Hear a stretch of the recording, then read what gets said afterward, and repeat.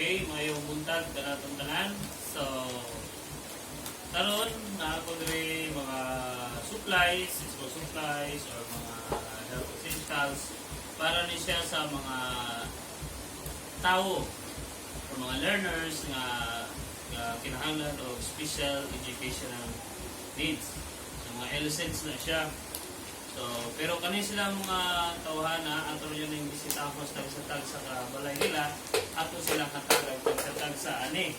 So, unom ka buok ang ato ang recipient. So, naa tay bond paper, naa po tay mga art papers, naa tay glue, crayons, naa tay lapis o ballpen, dayon ilang notebook, dua ka notebook o sa kapag ng papel. Then, naa po tay ihatag nila nga para sa ilahang pag sa basa or unsa lang ba ilahang nga nang itabo, naa po tay ihatag nila nga alcohol, sabon, dayon ito ang toothpaste o toothbrush. So, kini siya, amo ra yung ihatag nila tagtatagsa. Pero dili ni siya mahimo or dili nato ni siya makita kung wala ni siya. Kani siya ang gahatag. So, daghan kayong salamat, Ma'am Hali Guerrero. Mauna siya si Ma'am Hali Guerrero. So, siya mo'y ako ang classmate sa una. Kabatch na mo sa 2004 sa high school. So, dako na mo pasalamat niya, tungod niya, naa ni siya.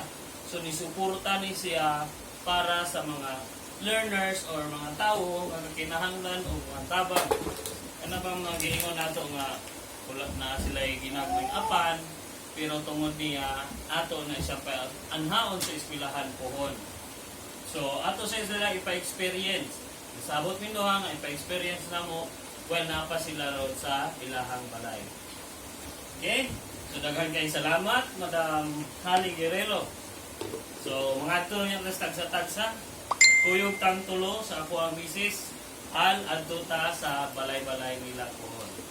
Kundi na busy. Okay? So, Merry Christmas and advance Happy New Year.